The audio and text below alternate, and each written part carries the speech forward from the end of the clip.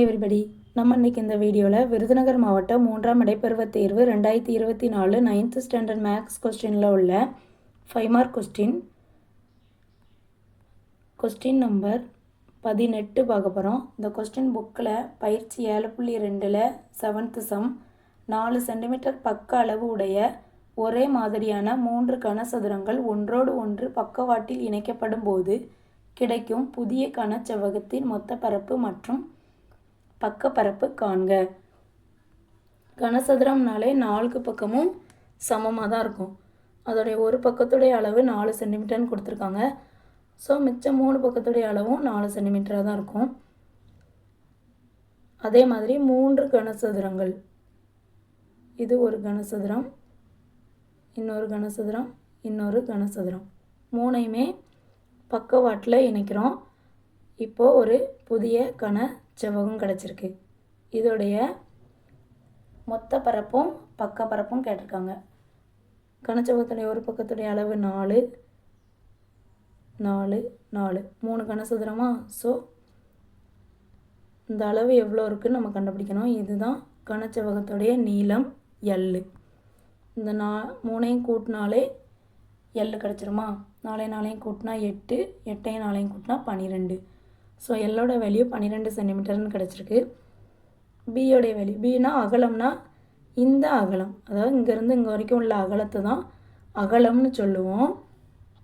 அது இங்கேருந்து இங்கே வரைக்கும் 4 தானே இருக்குது. So 4 centimetre. இதோடைய உயரம் என்னவாக இருக்குது, அதுவும் இதான் H, இந்த உயரமும் 4 சென்டிமீட்டர் தான். ஸோ புதிய கனச்செவ்வகத்தில் எல்லோட வேல்யூ 12 சென்டிமீட்டர், பியோடைய வேல்யூ 4 சென்டிமீட்டர், உயரம் ஹச்சோடைய வேல்யூ 4 சென்டிமீட்டர். ஸோ இந்த சம்மில் நம்ம அடுத்த ஸ்டெப் போனோம் அப்படின்னா ஃபஸ்ட்டு ஃபார்முலா நல்லா தெரியணும். ஃபார்முலாவை நல்லா படிச்சுக்கணும். புதிய கனச்செவ்வகத்துடைய மொத்த பரப்பு ஃபார்முலா என்ன, 2 × L × B + B × H + L × H. இதுதான் ஃபார்முலா. இந்த ஃபார்முலா தெரிஞ்சால் தான் ஃபார்முலாவில் சப்ஸ்டியூட் பண்ணி ஆன்சர் கொண்டு வர முடியும். ஸோ ஃபார்முலாவை நல்லா படிச்சுக்கணும்.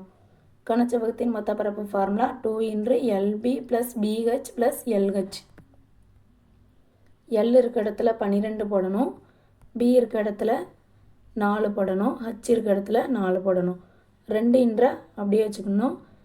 L 12, B 4 + B 4 H 4 + L 12 H 4. இப்போது 12ஐயும் 4ஐயும் ஃபஸ்ட்டு பெருக்கணும். 12ஐயும் 4ஐயும் பெருக்கினா 4 2 8, 1 4 4, 48, 4 16. 12ஐயும் 4ஐயும் பெருக்கினா ஃபஸ்ட்டே பெருக்கியாச்சு, 48. இப்போது 48ஐயும் 16ஐயும் 48ஐயும் கூட்டணும். 48 + 16 + 48. 8ஐயும் 6ஐயும் கூட்டினா 14, 14ஐயும் 8ஐயும் கூட்டினா 22, 22க்கு 2 மிச்சம் 2, 2ஐயும் 4ஐயும் கூட்டினா 6, 6ஐயும் 1ஐயும் கூட்டினா 7, 7ஐயும் 4ஐயும் கூட்டினா 11, 112. 112ஐ 2ஆல் பெருக்கணும். 112 × 2, 2 4, 1 2, 1 2, 224 சென்டிமீட்டர் ஸ்கொயர். இதுதான் கனச்செவ்வகத்துடைய மொத்த பரப்பு.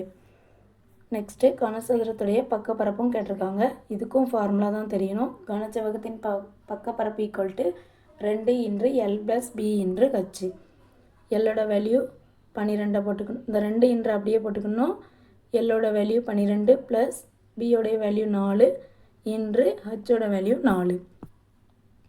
12ஐயும் 4ஐயும் கூட்டினா 16. ஸோ 2 × 16 × 4. 2ஐயும் 16ஐயும் ஃபஸ்ட்டு பெருக்கணும். அதிலேருந்து கிடைக்கிற ஆன்சரை 4ஆல் பெருக்கணும். ஃபஸ்ட்டு 2ஐயும் 16ஐயும் பெருக்குவோமா. 16 × 2, 6 2 12க்கு 2 மிச்சம் 1, 1 2 3, 32. 32 கிடைக்கிற 16ஐயும் 2ஐயும் பெருக்குனா 32 கிடைக்கி. இந்த 32ஐ 4ஆல் பெருக்கணும்.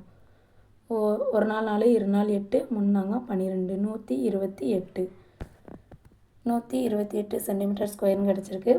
ஸோ புதிய கனசெவ்வகத்துடைய மொத்த பரப்பு 224 சென்டிமீட்டர் ஸ்கொயர் கிடச்சிது. அதோடைய பக்கப்பரப்பு 128 சென்டிமீட்டர் ஸ்கொயர். இதுதான் ஆன்சர். இந்த சம்மில் ஏதாவது டவுட் இருந்தால் கமெண்ட் செக்ஷனில் கேளுங்க.